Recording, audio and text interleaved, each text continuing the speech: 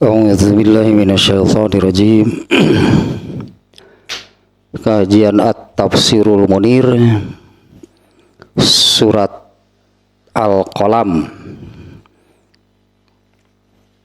surat kedua ya dari juz 29. Yang terakhir kemarin makna global ya dari surat Al-Qalam yang seluruhnya ada 52 ayat. Ya ada 6 poin ya. Seluruhnya. Kita lanjutkan nih. Sababun nuzul dari ayat sababun nuzul ayat 2 dan 4.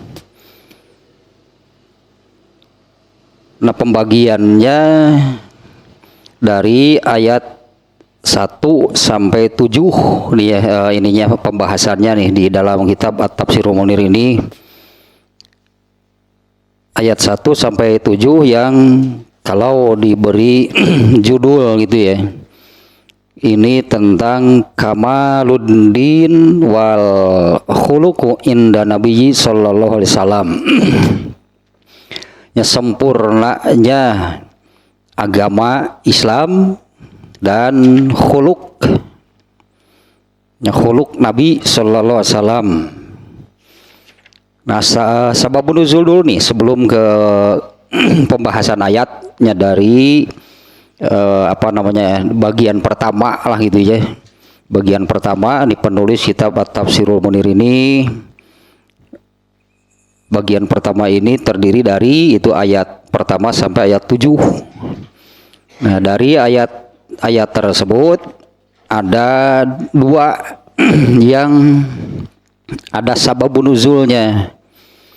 Yang satu ayat kedua yaitu ayat ma anta binikmati rabbika bimajnun. Sababun nuzulnya hadis riwayat Ibnul Munzir dari Ibnu Jurayj, ia berkata, kanu yaquluna lin nabiyyi sallallahu alaihi wasallam innahu majnunun thumma syaiton panazalat ma anta binikmati rabbika bimajnun.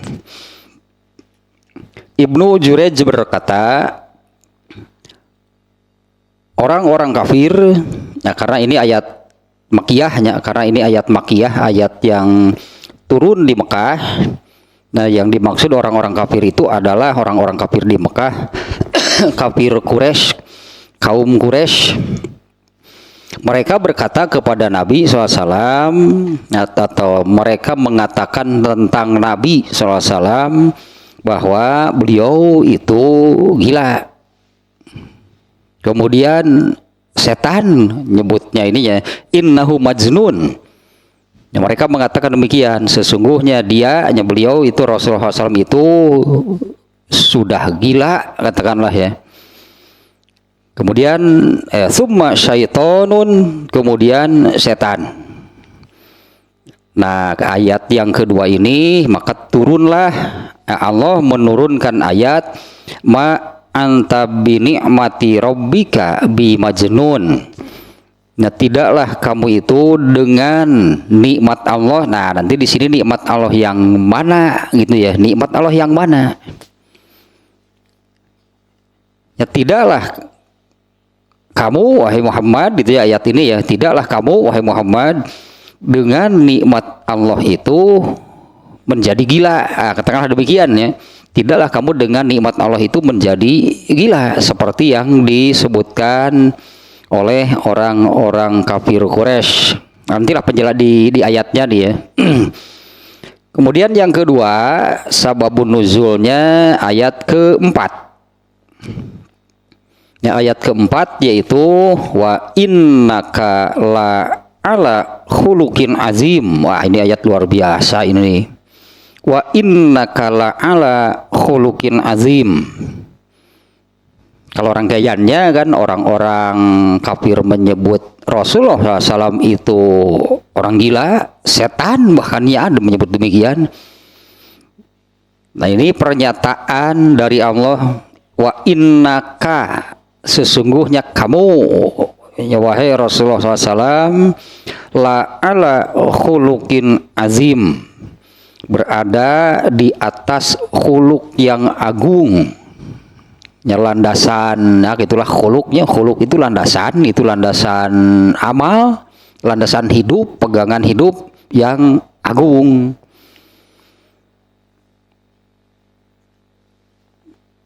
Nah ini sababun nuzulnya. Su'ilat Aisyatu radhiyallahu anha an khuluqihi sallallahu alaihi wasallam.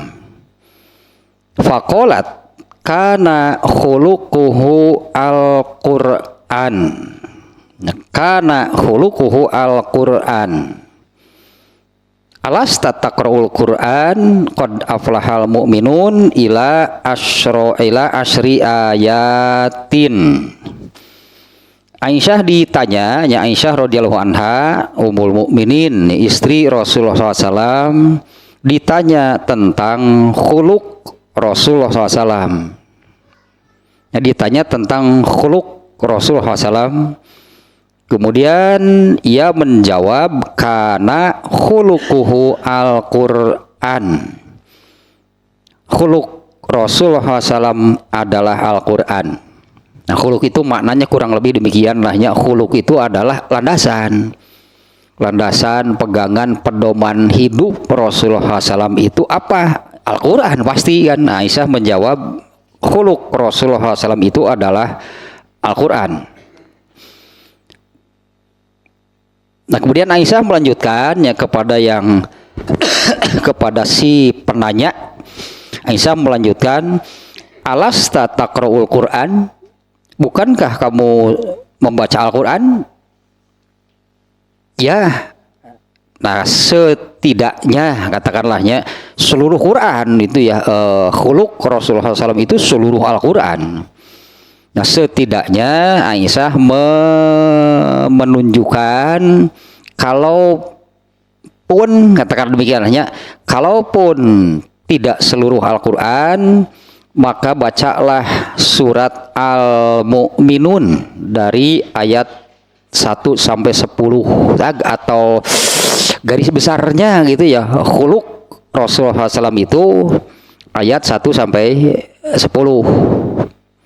Ini yang ada ayat-ayatnya pun luar biasa nih ya, yang diawali dengan qad aflahal mu'minun. Nah, padahal ayat itu kan al-mu'minun bukan hanya Rasulullah yang disebut. Sungguh aflaha, qad aflaha, sungguh pasti, yakin, aflaha, arti aflaha itu meraih al-falah, seperti yang Allah serukan di dalam azan. Allahnya seperti yang Allah serukan di dalam azan, karena azan itu kan seruan Allah. Nah Allah menyuruhnya hayya alal falah. Nah yang dipastikan meraih al-falah itu garis besarnya, kalaupun katakanlahnya, kalaupun tidak seluruh Al-Quran, ringkasannya lah gitulah, ringkasannya di surat Al-Mu'minun diawali dengan qad aflaha, pasti meraih al-falah. Yang pasti sungguh yakin gitu ya, penegasan di sana taukid. Pasti meraih al-falah, al-mu'minun. Nah, ya kriterianya kemudian di ayat berikutnya. Allazina hum fi sholatihim khosyi'un. Yaitu orang-orang yang, nah kalau ini khusus di dalam sholatnya, khusyuk. Nah, kan ya ini global kan, ini global, ini dasar. Ini apa namanya ya? Ini global namanya ya, global mujmal. Tentu sangat memerlukan penjelasan rincinya seperti apa yang salatnya khusyuk. Yaitu orang-orang yang khusyuk, allazina hum fi sholatihim khosyi'un. yaitu orang-orang yang, nah Rasulullah itu pasti, artinya Rasulullah itu pasti seperti ini. Ya, karena ini kan demikiannya, kalau khuluk Rasulullah itu apa? Al-Quran seluruhnya. Ringkasannya gitulah, anggap demikiannya. Ringkasannya di surat Al-Mu'minun. Yang pertama adalah khusyuk, itu sholatnya, khusyuk sholatnya. Nah, orang yang karena di ayat ini kalau kita bandingkan dengan kalau di surat Al-Ma'un yang menyebutkan wailun, celaka, binasa gitunya, celakalah, binasalah al-musallin, orang-orang yang sholat. Fawailun lil musallin allazina hum, nah yang celaka, yang celakanya karena sholat itu adalah allazina hum, yaitu orang-orang yang, nah kalau di ayat ini menggunakan an, allazina hum an sholatihim. Kalau di Al-Mu'minun ini allazina hum fi sholatihim, beda sekali maknanya. Kalau fi sholatihim, meskipun ini kadang-kadang dua huruf bahasa Arab, dua huruf jar, satu an kan di ayat Al-Ma'un itu menggunakan an sholatihim.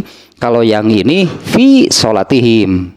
Kalau an itu bukan hanya pada waktu pelaksanaannya. Yang sahun itu bukan hanya pada waktu pelaksanaannya. Kalau an ini lebih menyeluruh.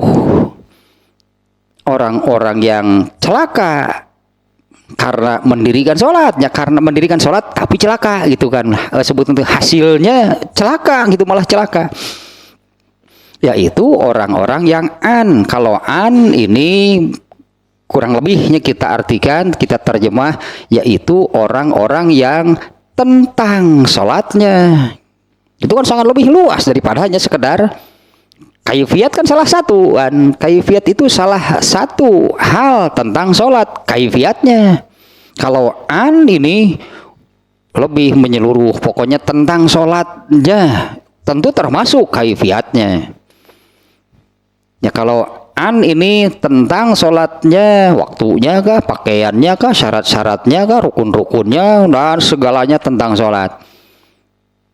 Kalau fi sholatihim ini bisa, meskipun bisa diartikan fi di sini dengan arti an, bisa secara menyeluruh, atau kalau secara makna apa namanya ya makna tersurat itu fi itu adalah pada,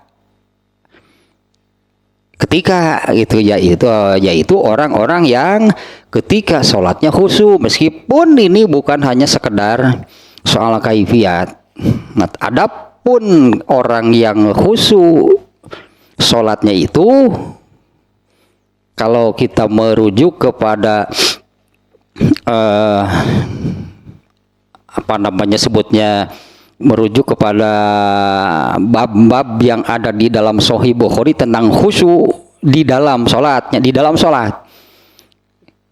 Orang yang khusyuk di dalam sholatnya itu adalah orang yang benar kaifiatnya dari takbir sampai salam sesuai dengan yang dicontohkan dan diajarkan oleh Rasulullah SAW. Itulah sholat yang khusyuk.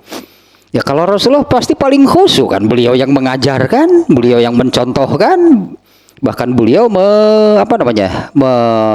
menyabdakan, sholatlah kalian sebagaimana kalian tahu bagaimana caranya aku mengerjakan sholat. Ya, paling khusyuk pasti Rasulullah. Dan teruslah itunya lanjutannya pokoknya Al-Mu'minun ayat 1 sampai 10. 1 seolah-olah sholatnya khusyuk. 2 wallazina hum anil lagwi muridun. Nah iya nu berat nama, nu hese nama. Wallazina hum anil lagwi muridun, dan orang-orang yang berpaling meninggalkan al-lagwi, lago Lago itu bukan sesuatu yang jelas-jelas perbuatan dosa, tapi tidak ada manfaatnya. Yang seperti apa yang demikian? Yang tidak ada pahalanya. Bukan yang jelas-jelas perbuatan dosa, tapi sesuatu yang bukan perbuatan dosa, hanya ini tidak ada manfaatnya. Yang seperti apa sih yang tidak ada manfaatnya? Yang tidak ada pahalanya. Ya apa manfaatnya kalau tidak menghasilkan pahala? Yang ada kan malah kerugian. Ya kerugian, rugi karena kan melakukan sesuatu itu pasti menggunakan usia yang jatahnya sangat pendek. Tah dipakai kikituan, udah pakai waktu untuk segala rupa ge. Kemudian pakai sehat dan waktu itu pasti selalu itu terbawa. Dan selanjutnya lah pokoknya ringkasnya nanti silahkan dibaca sendiri. Nah ininya sababun nuzul ayat keempatnya, Aisyah ditanya tentang khuluk Rasulullah SAW. Aisyah menjawab, khuluk Rasulullah SAW itu adalah Al-Quran. Kurang lebih arti khuluk itu adalah landasan, pegangan, panduan, tuntunan hidupnya apa? Al-Quran pasti.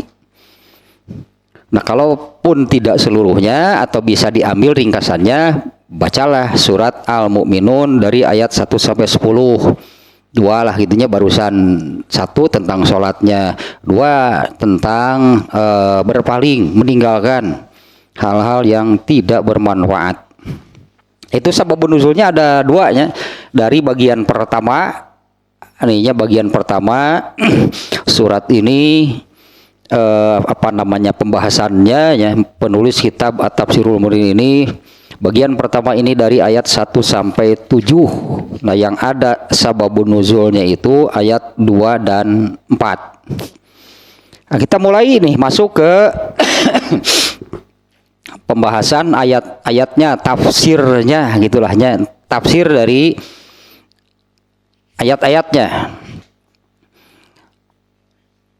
Ayat pertama nun diawali dengan nun. Nah ini seperti ini sering juga saya sampaikan. Nun ini seperti huruf-huruf di surat-surat yang lain. Ada yang terdiri dari satu huruf.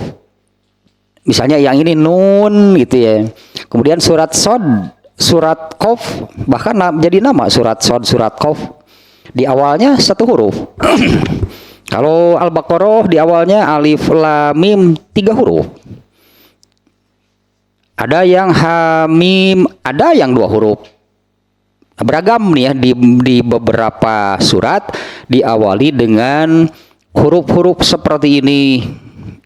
Ini dinamai al-ahruful muqatta'ah yang artinya huruf-huruf yang dipenggal-penggal.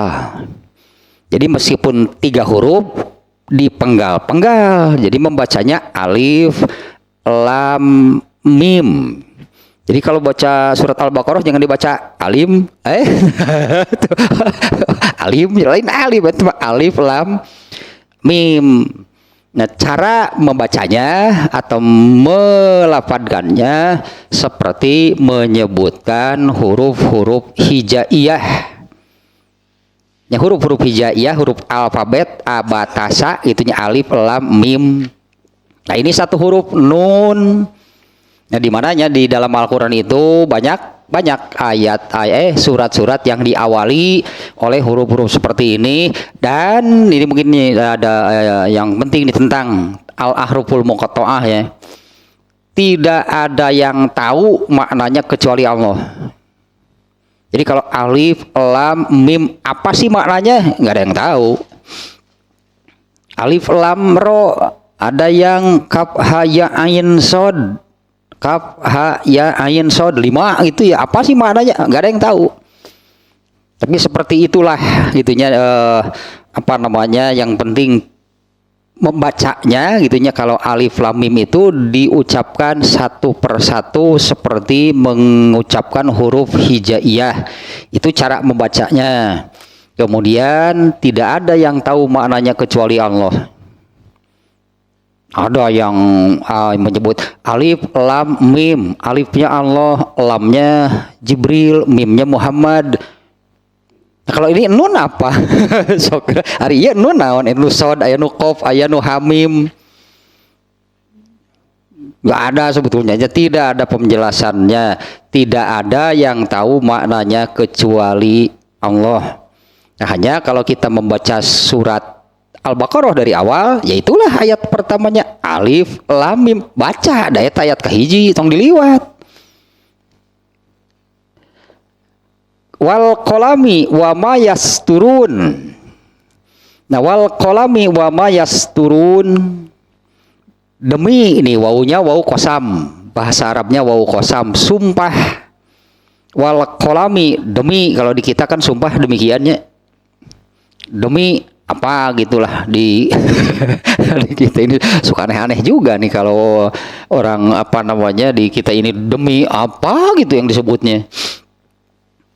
Wal qalami, demi kolam di sini artinya pena, di mana ini pena nih ya dijadikan sumpah oleh Allah. Sebetulnya tidak aneh juga karena di banyak surat Allah bersumpah dengan disebutnya sekehendak Allah, terserah Allah. Ada wadduha, demi waktu duha, wal asri, demi masa, was samai, demi langit, wal ardi, demi bumi, dan sebagainya. Apa kita menyebutnya? Ya terserah Allah lah, sekehendak Allah. Tapi tentu mana ada Al-Quran seolah-olah apa namanya? Seolah-olah sembarangan asal gitu bersumpah dengan pena, naonnya pergi patlot panagi patlot anu eta mah komo nu nelpon ka dokter ge kaning Janari ya, demi pena wa ma yasturun, dan ma yasturun, dan kalau terjemah harfiahnya dan apa yang mereka tulis. Yang terjemah harfiah demikiannya, demi pena dan demi apa yang mereka tulis. Ma anta bi ni'mati rabbika bimajnun. Nah, ini perlu penjelasan nih ya, yang jelas nih ayat ininya perlu tafsir nih, perlu penjelasan. Nah, dua ayat berartinya dua ayat nih berdasarkan apa namanya? Kitab At-Tafsirul Munir ini. Yang pertama tadi tentang nunnya adalah al-ahruful muqatta'ah.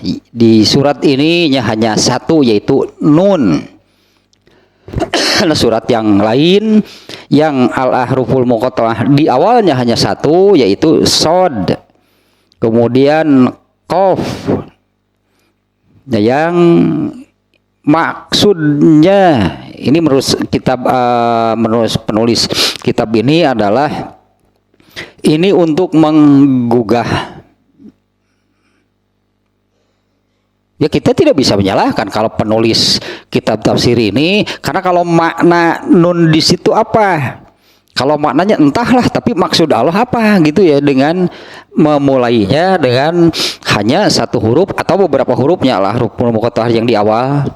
Ini menurut kitab penulis ini itu maksudnya untuk menggugah, bahwa itulah apa yang akan disampaikan ya, untuk menggugah itu artinya untuk supaya betul-betul diperhatikan. Kalau bagaimana caranya menggugah, nah misalnya guru nih, kalau guru di kelas itu sedang mengajar, anak-anaknya malah ribut. Bisa bagaimana nih cara supaya gitu anak-anaknya itu memperhatikan apa yang disampaikan?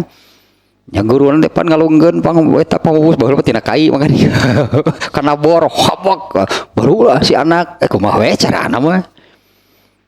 Bisa kan dengan memukul-mukul bangku misalnya, supaya ada itu maksudnya gitu ya. Maksudnya untuk litanbih. Apa maksudnya? Tujuannya supaya betul-betul memperhatikan apa sih yang akan disampaikan oleh Allah itu di sini. Yang pertama Allah memulainya dengan sumpah.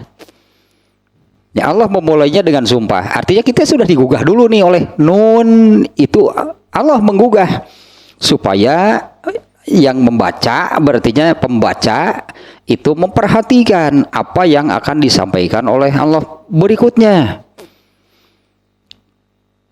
Dan yang disampaikan oleh Allah itu adalah, ini yang pertama, Allah bersumpah dengan pena, alat tulis lah.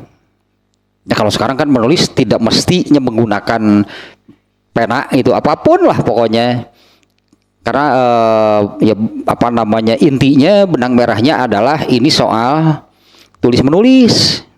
Ini tentang tulis menulis nih. Artinya Allah menggugah supaya memperhatikan tentang hal ini. Allah bersumpah dengan pena, yang apa sih maksudnya gitu menyebut pena? Yang dimaksud adalah pena ini kan alat untuk menulis.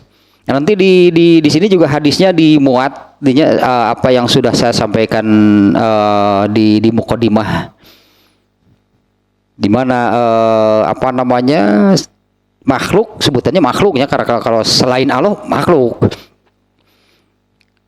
Makhluk pertama yang Allah ciptakan itu adalah pena. Yang kemudian itulahnya bahwa Allah itu apa namanya ya, pena itu alat tulisnya. Kemudian ayatnya ini kan wama yasturun, demi pena, demi alat tulis, wama yasturun, dan apa yang mereka tulis. Demi alat tulisnya, itulahnya alat tulisnya, dan apa yang ditulisnya. Yang dimaksud oleh Allah di sini yang ditulis itu adalah ilmu. Dan demi alat tulis dan apa yang ditulisnya. Kalau terjemah harfiahnya demikian, apa yang ditulisnya. Ternyata di sini yang dimaksud oleh Allah itu adalah ilmu. Nah, di mana ilmu ini kunci kan sebetulnya lah. Bahasa siapapun lah, siapapun mengakui itunya bahwa ilmu ini adalah kunci segala-galanya. Karena tidak ada apapun yang tanpa ilmu. Baik yang mudah, yang ringan, yang kecil, tetap harus ada ilmunya. Lebih jauhnya kan ada ilmunya, ada metodologinya, barulah benar.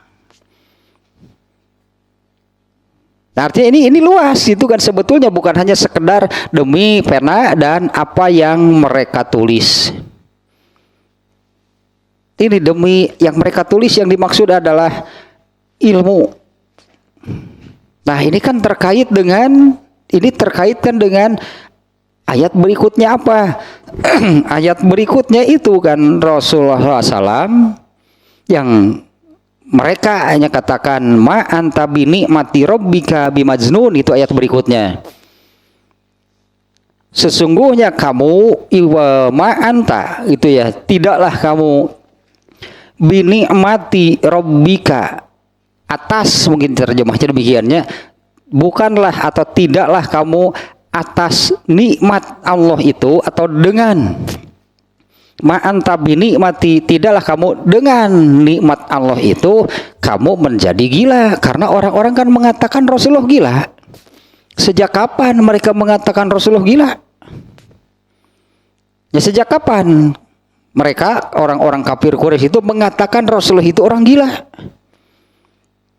Yaitu sejak mereka mengatakan demikian sejak beliau itu menjadi nabi. Sebelumnya kan enggak. Sebelumnya justru beliaunya sebelum menjadi nabinya Muhammad SAW itu justru dibanggakan, diagungkan oleh mereka sebagai orang terbaik Quraisy. Itu diproklamirkan kemana-mana, kami memiliki orang terbaik yaitu Muhammad.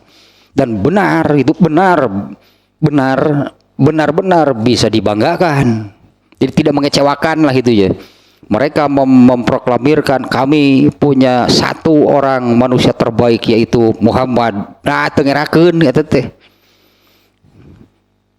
Betul-betul diakui, bukan hanya oleh orang Quraisy, diakui secara luas. Kan asalnya mereka seperti itu kepada Rasulullah. Nah, sejak kapan kemudian mereka berbalik menjadi menyebut bahwa setan disebutnya tadinya di sababun nuzulnya banyak aksinya mereka kemudian menyebut sangeunahna we kumaha manehna lah.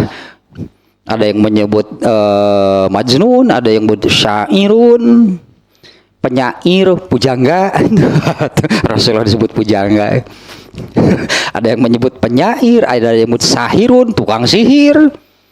Ada yang menyebut kadzabun, pendusta dan sebagainya lah dengan sebutan yang buruk-buruk. Sejak kapan mereka demikian? Sejak Rasulullah SAW itu menjadi nabi. Tak eta kenikmatan teh. Tidaklah kamu dengan kenikmatan. Tidaklah kamu dengan kenikmatan dari Allah tentunya ya. Tidaklah kamu dengan kenikmatan dari Allah itu menjadi gila. Yang mana sih kenikmatannya?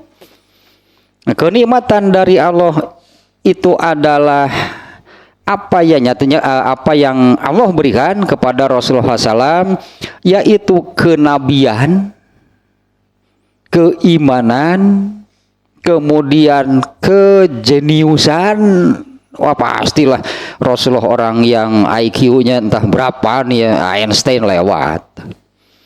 Masa Rasulullah memilih nabi yang lola loading lama diberi wahyu teh naon sih ieu teh pada mau lagi kepilih jadi nabi itu orang jenius. Rasulullah SAW itu ya IQ-nya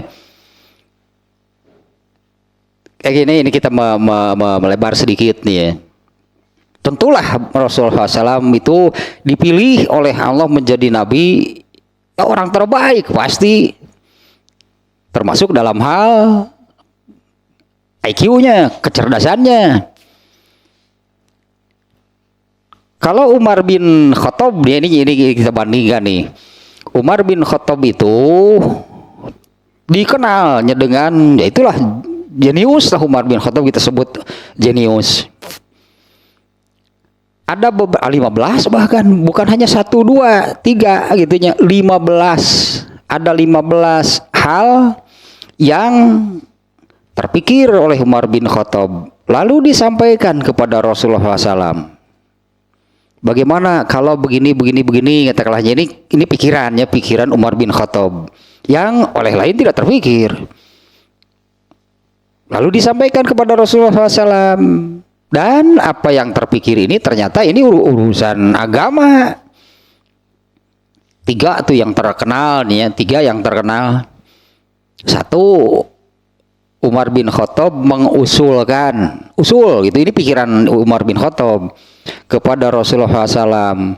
Bagaimana kalau di makom Ibrahim diadakan syariat sholat sunat? Sementara Rasulullah kan hanya utusan. Tidak boleh. Iya bagus. Heula mun cek Allah telin bagian maneh netepkeun nya we.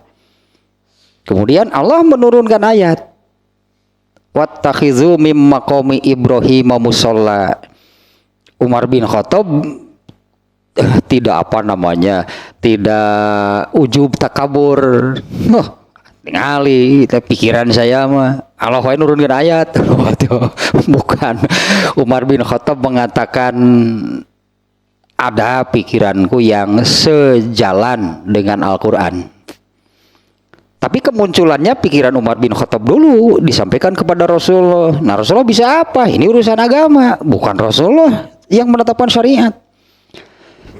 Kemudian yang kedua tentang hijab. Hijabnya bukan jilbab ya. Hijab itu adalah batas gitu yang menghalangi kalau istri-istri Rasulullah bicara dengan laki-laki yang bukan muhrim, jadi tidak berhadapan langsung gitu, terjadi kontak mata gitu ya. Nah, Ibnu Umar itu mengusulkan demikian.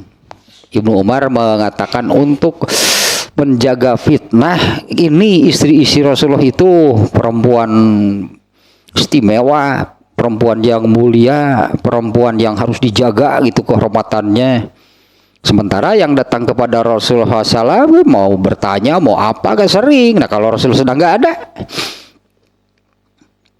yang ya dihadapilah oleh istrinya.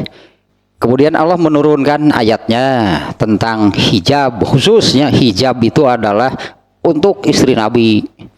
Sekarang hijab nggak ada, hijab itu hanya untuk istri Nabi. Sekarang kenapa jadi ada hijaber itu? Hijaber, yang penting yang berhijab kan hatinya. Gandeng gitu. Kemana ya jawab? Yang ketiga, usul Umar bin Khattab kepada Rasulullah supaya khomer itu diharamkan. Sementara sebelumnya belum. Para sahabat masih ada yang suka khomer. Ya memang belum diharamkan, tidak berdosa. Umar bin Khattab usul. Turun ayatnya, Umar bin Khattab saja seperti itu, kalau Nabi seperti apa? IQ-nya, kecerdasannya. Ini kenikmatan nih dari Allah. Makanya di ayat ini ya Allah menyebutkan, ya berfirman nih, ma anta bi nikmati rabbika bimajnun. Kamu dengan mendapatkan ya. Kamu itu dengan mendapatkan kenikmatan-kenikmatan itu, kamu tidak menjadi gila. Sementara orang-orang kan menyebut beliau orang gilanya itu setelah menjadi Nabi. Mereka kan berubah 180 derajat menyebut tadilah orang gila lah, menyebut penyihir lah, ada penyair, ada yang menyebut pendusta dan sebagainya. Sejak kapan? Sejak beliau menjadi Nabi. Eta kenikmatan dari Allah eta. Bukanlah atau tidaklah kamu dengan kenikmatan itu, kamu itu menjadi gila. Dan Rasulullah terjadi gelo. Ya, Rasulullah tidak menjadi gila dengan menjadi nabi, dengan dengan nubuah kenabian itu yang Allah berikan kepada beliau, dengan keimanan yang Allah berikan. Karena tentu yang pertama beriman Rasulullah sendiri.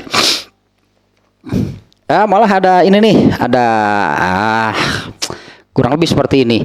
Jabir bin Abdullah. Ya, Jabir bin Abdullah, sahabat terkenalnya. Jabir bin Abdullah, banyak hadis yang diriwayatkan melalui Jabir bin Abdullah. Dia ini seorang muhajirin Ansor. Dia punya kebun kurma. Nah, ketika satu waktu, katakanlah ya, Jabir itu berutang kepada Yahudi, di mana jatuh temponya itu, waktu untuk membayarnya itu adalah ketika panen kurma. Nah, ketika panen kurma ternyata hasilnya kurang memuaskan, tidak cukuplah untuk membayar utangnya. Jabir bin Abdullah kemudian minta kepada Rasulullah, tolong gitulahnya, ini minta tolongnya kepada Rasulullah SAW, tolong supaya diberi waktu lagi gitu untuk melunasi utangnya. Rasulullah bicara kepada orang Yahudi itu, beri dia tempo untuk melunasinya, gak bisa. Rasulullah meminta sampai 3 kali, tetap orang Yahudi itu gak bisa, pokoknya sudah jatuh tempo harus bayar. Nah, kemudian Rasulullah itu datanglah ke kebunnya Jabir bin Abdullah. Jabirnya sedang ada di dalam kebun. Masuklah Jabir bin Abdullah, Rasulullah ke kebun Jabir, dan ya Rasulullah mengatakan nggak bisa. Orang Yahudinya nggak mau memberi tempo lagi. Harus sekarang, panenlah sekarang lah. Gitu. Rasulullah yang memerintahkan, sudah panen saja sekarang. Dan kemudian Rasulullah SAW saung lah, saung ya, di kebun atau sawah kan suka ada saung namanya. Saya mau istirahat, itu kata Rasulullah, saya mau istirahat, saya ingin istirahat. Kemudian beliau masuk ke dalam saung tersebut dan istirahat. Jabir seperti perintah Rasulullah, sudah panen saja gitu, sudah panen saja kurmanya, kemudian bayar utangnya. Ternyata setelah dipanen utangnya terbayar, kurmanya 2 kali lipat. 2 kali lipat dari biasanya gitu ya, dari biasanya. Bahkan setelah digunakan untuk membayar utang ini masih ada 2 kali lipat dari hasil panen biasanya. Kemudian Jabir menghampiri Rasulullah SAW. Sudah Rasulullah, sudah saya lakukan, sudah saya panen dan sudah saya bayar, dan sekarang kurmanya itu masih banyak. Nah, kemudian Rasulullah mengatakan, aku bersaksi bahwa aku adalah Rasulullah. Jadi Rasulullah pun harus beriman kepada dirinya bahwa dirinya Rasulullah. Tuh, banyak kebatur teh iman ari manehna teu. Rasulullah pasti yang paling dulu beriman bahwa Rasulullah juga ternyata bersyahadat, anggaplah dalam tanda kutip, aku bersaksi bahwa aku adalah Rasulullah. Rasulullah mengucapkannya sampai sampai 2 kali ya. Aku bersaksi bahwa aku adalah Rasulullah. Nah, ini nih dari sini nih saya ingat kejadian tersebut nih. Jadi inilah kenikmatan yang Allah berikan kepada Rasulullah, kenabian, keimanan, kemudian ini kecerdasannya, IQ, akal gitulahnya yang jenius, dan khuluk. Nah, ini diberi khuluk yang agung. Itulah kenikmatan yang dimaksud di ayat ini nih ya. Makanya ayat ini bunyinya demikian, ma anta binikmati rabbika bimajnun. Tidaklah kamu itu dengan kenikmatan yang Allah berikan kepada kamu itu kamu berubah, katakanlahnya kamu itu menjadi orang gila. Dasar si kafir Quraisy. Allah memberikan kenabian, Allah memberikan keimanan, Allah memberikan kejeniusan kepada Rasulullah dan khuluk yang agung. Nah, dengan anugerah tersebut kamu itu tidak menjadi gila. Bahkan, nah ini nih yang di surat Al-Jumu'ah ayat 2 diantaranya nih, yang saya ingat di surat Al-Jumu'ah ayat 2. Al-Jumu'ah itu surat ke 60 berapa? 62. Ini di ayat 2 nih justru itu seperti ini nih. Wallazi ba'asa fil ummiyina rasulam minhum yatlu alaihim ayatihi wa yuzakkihim wa yu'allimuhumul kitab wal hikmah wa in kanu min qablu lafi dhalalim mubin. Yang maknanya seperti ini ya, ada beberapa nih di dalam ayat Quran. Kalau enggak salah di surat lupa lagi Ali Imran atau Al-Maidah gitu yang semakna nih.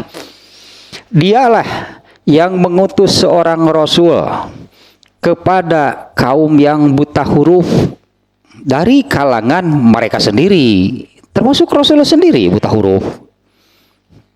Dialah Allahnya yang mengutus seorang Rasul kepada kaum yang buta huruf dari kalangan mereka sendiri. Ya, Rasulullahnya juga buta huruf. Kan waktu di Gua Hiro diperintah membaca, kan Rasulullah mengatakan saya nggak bisa membaca. Asli, tapi Rasulullah itu tengah bohong, dia nggak bisa baca. Nah ini nih yang membacakan kepada mereka ayat-ayatnya, ayat-ayat Allah. Nah justru seperti ini Rasulullah malah dibilang gila. Yang membacakan kepada mereka ayat-ayatnya, ayat-ayat Allah, menyucikan mereka, membersihkan mereka dari sebelumnya nih ya, sebelumnya jahiliyah. Di mana jahiliyah itu, nah inilah seperti di ujung ayat ini, berada di dalam kesesatan yang nyata. Jahiliyah itu hidupnya hidupnya sehari-harinya hanya keburukan. Orang-orang jahiliyah itu sehari-harinya itu bergelimang kekufuran, kemusyrikan, kemaksiatan, dan keburukan dan akhlak-akhlak yang tercela. Nah ini dibersihkan oleh Rasulullah SAW. yang membacakan ayat-ayat kepada mereka ayat-ayatnya, menyucikan mereka dan mengajarkan kepada mereka Al-Quran, kitabnya Al-Quran. Jadi mana kan Al-Quran itu, nah nanti di ayat berikutnya, itulah khuluq yang agung. Mengajarkan kepada mereka Al-Quran dan hikmah, sunnah, penjelasannya, tafsirnya. Padahal sebelumnya mereka benar-benar dalam kesesatan yang nyata. Nah itu yang tadinya, sebelumnya mereka dalam kesesatan yang nyata, yaitu kita menyebutnya kan sebelum ada Islam itu kan jahiliyah. Sebelumnya mereka jahiliyah.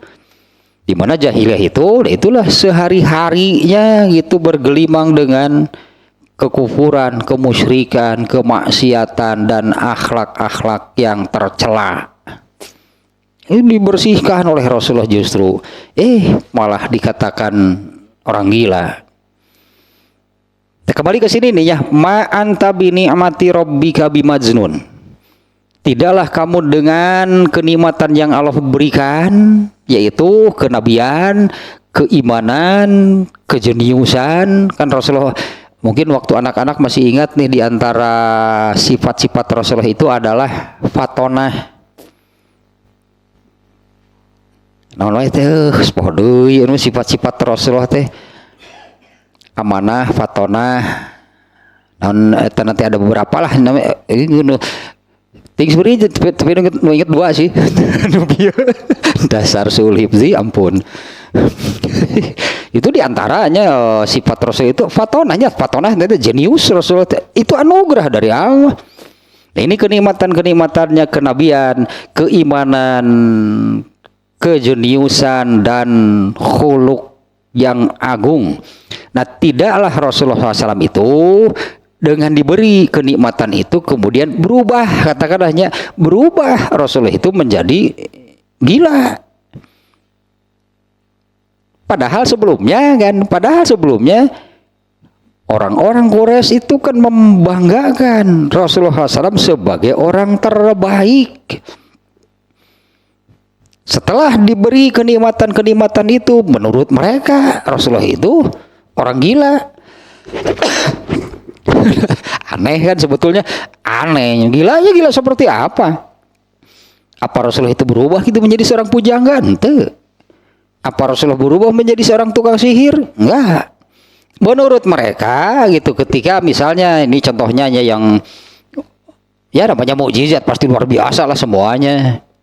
Yang barusan juga mukjizat. Yang Rasulullah SAW mengatakan kepada Jabir, wah gak bisa, ternyata mereka gak mau memberi memberi waktu tambahan gitunya untuk melunasi utangnya. Kata Rasulullah, sudah panen sekarang bayar utangnya. Ternyata itu kan mukjizat. Nah, yang ini kan Rasulullah SAW yang membelah bulan. Ini karena ada permintaan nih dari si Babanguk lah, dari mereka nih orang-orang kafir Quraisy. Coba kalau betul kamu seorang nabi, tunjukkan kepada kami, bisa nggak kamu membelah bulan? Ternyata kan oleh Rasulullah dilaksanakan. Setelah terbukti, mereka mengatakan, ya itu tukang sihir mah naon itu bisa. Itu kira dasar tukang sihir. Bisa jangan gitu ge. Nah, dan berbagai macam sebutan lah itunya, berbagai macam sebutan yang mereka tujukan untuk Rasulullah. Nah, tapi di sini Allah nih menegaskan bahwa apa Rasulullah itu menjadi gila? Jangan-jangan. Nah, yang ini nih misalnya kejadian ini. Ada masa Fatratul Wahyi namanya. Ya, Fatratul Wahyi itu ada masa lama tidak turun wahyu. Ini ketika masih di awal. Dengan kejadian pertama waktu di Gua Hiro kan Rasulullah kebingungan, ketakutannya kan luar biasa, memang gigil gitu kan, pulang dari Gua Hiro minta diselimuti, lari terbirit-birit turun dari Gua Hiro, untung titik sewad gitu. Nah kemudian setelah beberapa kali turun wahyu lanjutannya, nah ada masa tidak turun wahyu yang cukup lama. Nah ini sempat membuat Rasulullah SAW frustasi. Beliau sampai naik ke puncak gunung mau menjatuhkan diri. Karena saat itu menurut beliau itu kumaha tuluina, urangnya itu kumaha tuluina itu. Mendapat wahyu yang pertama, yang kedua, yang ketiga gitu kan baru sedikit. Belum belum lagi kan penjelasannya juga kan barunya beberapa wahyu. Nah, mungkin kalau di kita mengatakan ini ya, sudah hampir gila gitulah Rasulullah frustasi naik ke sebuah gunung lalu mau menjatuhkan diri. Ketika mau lompat, betul-betul ketika Rasulullah mau lompat, terdengarlah suara dari langit yang memanggil, "Hei, hei, rek naon hei." Begitu melihat, Rasulullah itu melihat ke langit, ternyata inilah yang datang waktu di Gua Hiro. Itulah kemudian kumaha tuh kemana wae mana wae atuh itu ngerigilan seperti jadi sigano apa namanya membuat bingung gitu, membuat sampai Rasulullah jadi ketakutan gitu. Ini kelanjutannya gitu mau bagaimana? Sampai gitulah Rasulullah SAW pernah melakukan demikian. Tapi dah tentu jadi gelo beneran anggar dari Rasulullah mah tentu jadi dasar kafir pika sebeleun. Nah, kita lanjutkan lagi nih. Tentunya ini ayat ininya ma anta bini mati rabbika bimadzunun. Tanya perlu tanya tadi maknanya demikian. Jadi tidaklah kamu dengan kenikmatan yang Allah berikan, tak kenikmatan eta kita. Kenabian, keimanan, kejeniusan dan khuluk. Kamu dengan diberi kenikmatan itu tidak berubah gitu, tidak berubah menjadi, kalau di sini disebutnya satunya tidak berubah menjadi gila seperti tuduhan mereka. Karena sebutannya sebetulnya bukan hanya gila, tadi ada yang buat sahirun, ada syairun, ada kahinun, dan berbagai macam lah tuduhan. Nah tentu ini pernyataan dari Allah ini adalah bantahan atas kebohongan sebetulnya. Orang mereka juga sebetulnya bisa melihat. Sebetulnya mereka bisa melihat apa mungkin secara kasat mata gitu ya. Apa mereka secara kasat mata melihat Rasulullah SAW itu orang gila?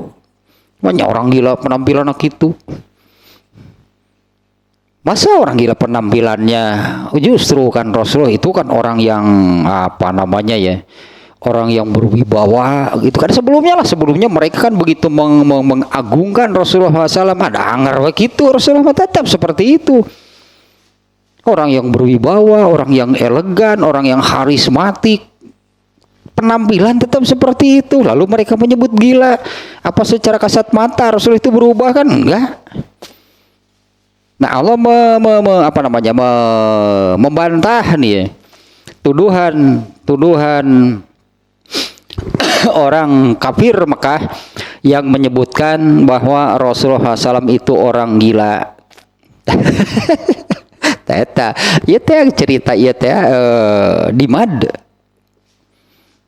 Kalau Abu Lahab dan yang lainnya lah, tentu mereka tidak berhenti, teruslah yang asalnya mereka juga kan yang mengumumkan kesana kemari, kami memiliki orang terbaik Muhammad. Mereka tetap melakukan hal yang sama, tapi berubah. Sekarang mereka mengatakan bahwa tadilah sudah gila dan sebagainya. Nah sampai juga kan kepada seorang yang suka mengobati, meruqyah dulu di zaman jahiliyah, yaitu Dimad namanya, sudah tua. Dia berpikir, oh Muhammad yang Allah eta budak-budak jeung kasep jeung pinter teh karunya jadi gelo itu orang ubaran dah. Di Madini kemudian mendengar juga sampai juga atau kebagian juga gitunya kabar yang yang disebarkan oleh orang-orang jahiliyah, orang-orang kafir. Dia berpikir untuk mengobati Rasulullah SAW dengan mengatakan hanyakal itu loh, hanyakalnya budak jeung kasep yang ada sebagainya lah yang jeung kasep jeung pinter jeung pikaresep jeung soleh pan bager pisan Rasulullah sebelum jadi nabi ya. Datanglah kepada Rasulullah. Nah ketika datang kepada Rasulullah itu berbicara kepada Dimad dengan tahmid, innal hamdalillah nahmaduhu wa nasta'inuhu moloho ma'nya nu gelogi ma'nya nu gelogi. Itu kalimat tahmidnya yang di awal khutbah, innal hamdalillah nahmaduhu wa nasta'inuhu, dan sampai selesai Nabi Dimad itu atau tidak percaya, masa orang gila bicaranya seperti ini. Kemudian kan Dimad menyampaikan, tadinya saya mau mengobati pedah we cenah berita na ujang teh gelo atuh karunya lebar. Tapi kalau kenyataannya seperti ini, saya yang gila kalau saya tidak beriman. Cek Dimad gitu. Amun gitu betul abah nu gelo jang gitu. Mun abah teu iman, abah nu gelo cenah iman. Ada memang anu karari itu teu iman mah cek Rasulullah teh. Itu nu teu iman udah karari itu bunggul. Nah ini bantahannya dari Allah atas pernyataan orang-orang kafir, di mana itu sebetulnya mereka memunculkan kebohongan, tuduhan yang yang tidak sesuai kenyataan itu karena rasa hasud dan permusuhan. Ya karena di dalam diri mereka itu ada rasa hasud dan permusuhan ya kepada Rasulullah SAW yang tak mendapat kenikmatan. Kan hasud begitu, hasud itu kan iri terhadap orang yang mendapatkan kenikmatan.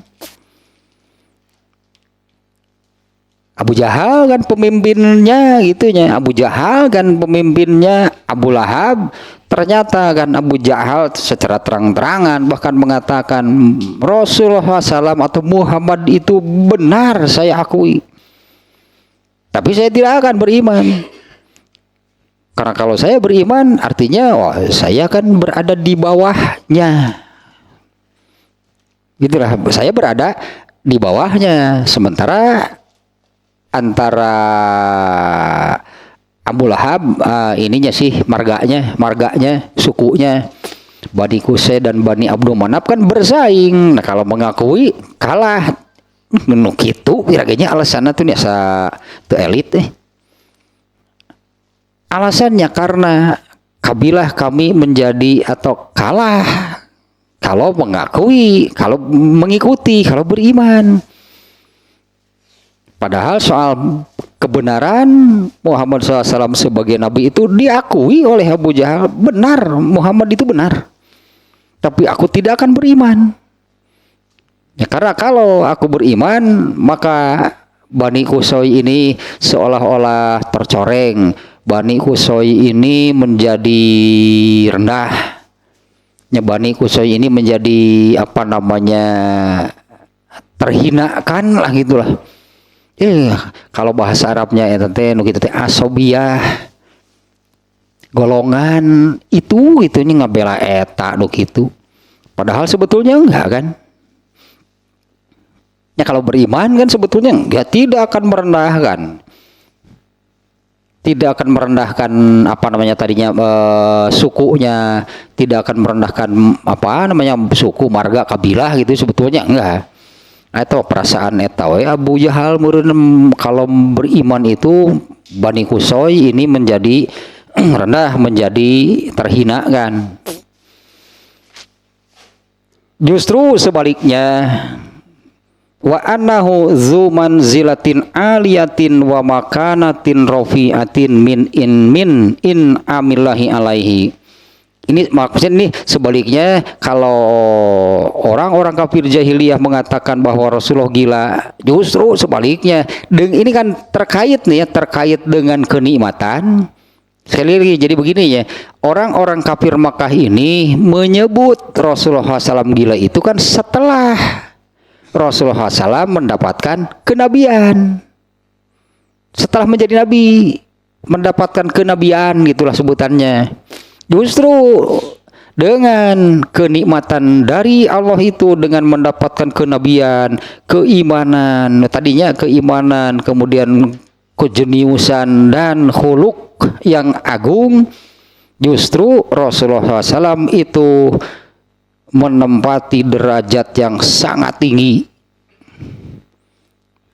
Justru derajatnya Rasulullah SAW dengan mendapatkan kenikmatan-kenikmatan tersebut, beliau itu menjadi manusia yang derajatnya paling tinggi, paling mulia.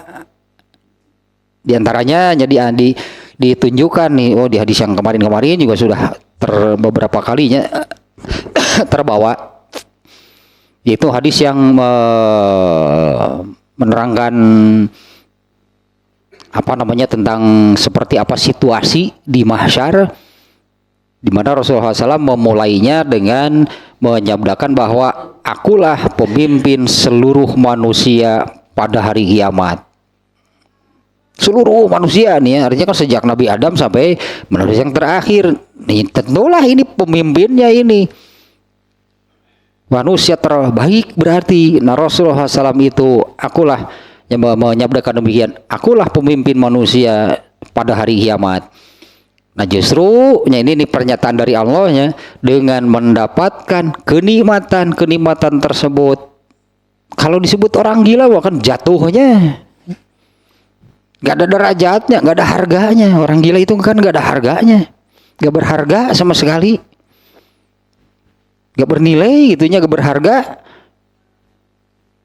Justru sebaliknya, dengan kenikmatan tersebut Rasulullah SAW itu menjadi manusia yang derajatnya paling tinggi, menjadi manusia yang paling mulia.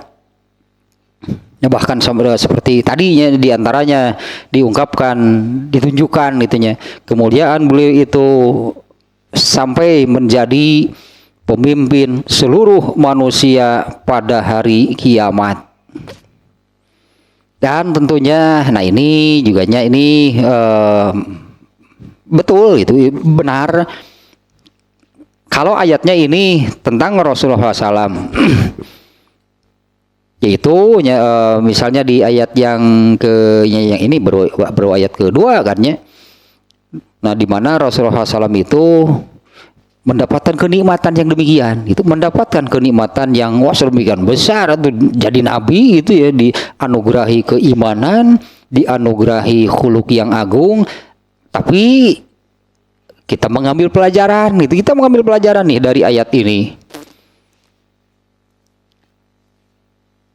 Artinya di sini bahwa Rasulullah SAW itu menjadi manusia. Sementara kan manusia sebetulnya sama, semuanya juga kan Rasulullah juga sama dengan manusia yang lainnya. Bahkan itu Allah perintahkan kepada Rasulullah untuk mengatakan kul innama ana basyarun mislukum. Katakanlah olehmu Muhammad, aku ini manusia biasa, sama seperti yang lain manusia. Gitulah, seperti itulah yang namanya manusia. Tapi dengan apa gitu? Dengan apa Rasulullah itu sampai ke derajatnya paling tinggi, menjadi manusia yang paling mulia? Yaitu dengan dianugerahi kenabian, dianugerahi khuluq yang agung. Nah, itu kan yang mengubah Rasulullah SAW itu ya manusia biasa sama. Nah, artinya pelajarannya bagi siapapun sama masalahnya. Kalau ingin memiliki derajat yang tinggi, memiliki atau menjadi manusia yang mulia, harus bagaimana caranya? Ya ikutilah ini. Beriman gitu kan. Asal kecerdasan makan wae eta mah takdir masing-masing. Kecerdasan mah beriman. Kalau beriman artinya kan kita harus itunya kita yang melakukan gitu. Beriman, kemudian khuluq yang agungnya sama. Dulu Rasulullah SAW menjadi manusia yang derajatnya paling tinggi, paling mulia itu karena berkhuluqkan Al-Quran. Ini di sababun nuzul yang tadi, ini kan ada yang bertanya kepada Aisyah, apa sih khuluq Rasulullah? Al-Quran. Berarti kan ini kan yang menyebabkan Rasulullah memiliki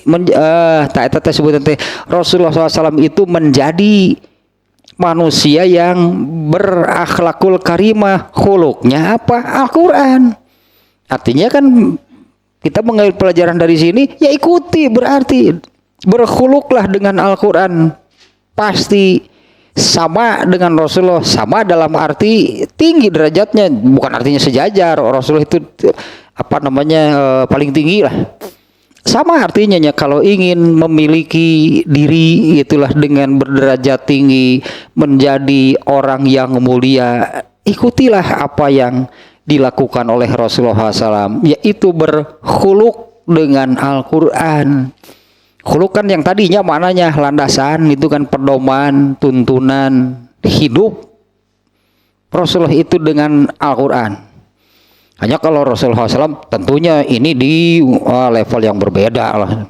Beda sendiri Rasulullah SAW-nya dibandingkan dengan seluruh manusia. Tapi kan dengan cara itulah manusia itu bisa memiliki derajat yang tinggi. Manusia itu bisa menjadi itu orang yang mulia. Sama kan ya, dulu Rasulullah itu kan anggaplah sebelum menjadi nabi manusia biasa lah gitu, seperti orang-orang yang lainnya. Bahkan tadi Allah memerintahkan kepada Rasulullah, qul innama ana basyarun mislukum. Katakanlah itu ayatnya kadi eta terkait dengan wahyu eta teh. Surat naon atuh nu teh? Bedanya dengan manusia lain, nah gitunya nantinya nih surat itu ya. Sugan ayah ya.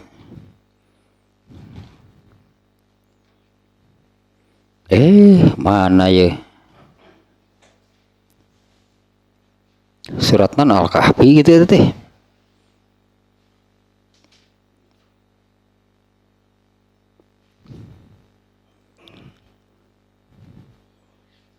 Hanya itu beda nanti yuha ilaya karena tapi yuha ilaya, kalau aku bedanya dengan yang lain adalah mendapat wahyu karena nabi, kan yang lain bukan nabi, nggak ada yang mendapat wahyu. Tapi Rasulullah itu kan basyarun mislukum.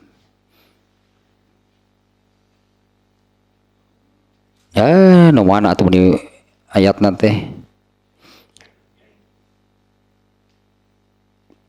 Sebentar atuh.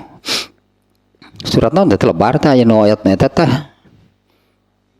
Al-Kahfi-nya. Al-Kahfi 110. Ayat yang terakhirnya Al-Kahfi 110 surat ke berapa? 18. Surat ke-18 ayat terakhir. Sebentar nih, lebar ya mumpung inget. Surat ke 18-nya, surat ke 18 ayat terakhir. 100 berapa? 10.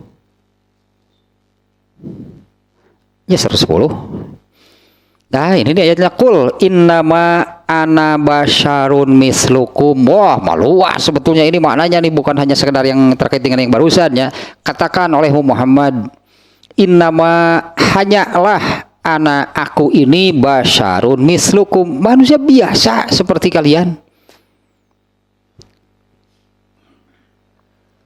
Rasulullah kan kalau apa namanya ya, malah ada hadisnya yang Rasulullah SAW itu buang air kecil. Jangan dikira Nabi tidak pernah buang air kecil, buang air besar. Manusia biasa gitu. Rasulullah buang air kecil, ini dalam satu hadisnya di Rasulullah buang air kecil. Setelah selesai, kemudian disediakan makanan, lalu iya biasa ya pelayannya. Saya lupa lagi nih, Anas bin Malik yang kemarin Robi'ah itu kan yang suka melayani Rasulullah SAW. Nah, kemudian menawari Rasulullah apa mau wudu. Kemudian Rasulullah menyabdakan, innama umirtu bil wudu'i idza qumtu ila sholat. Hanyalah aku diperintah berwudu itu apabila aku hendak sholat. Nah, saat itu Rasulullah SAW disediakan dan ditawari air untuk wudu setelah buang air kecil, tapi Rasulullah SAW menolaknya, tidak wudu, tapi kemudian terus makan. Nah, inilah manusia gitu. Rasulullah itu buang air kecil, Rasulullah juga buang air besar. Kemudian air kencingnya najis nggak? Ya iyalah, yang mana manusia ini namanya wasyurun mislukum. Tak beda nate iya yuha ilayya, diwahyukan kepadaku annama ilahukum ilahu wahid, bahwasanya Tuhan kalian itu adalah Tuhan yang satu. Rasulullah itu berubah menjadi manusia yang derajatnya paling tinggi, paling mulia. Nah, karena ini diberi anugerah kenabian, diberi keimanan, diberi kejeniusan dan khuluk.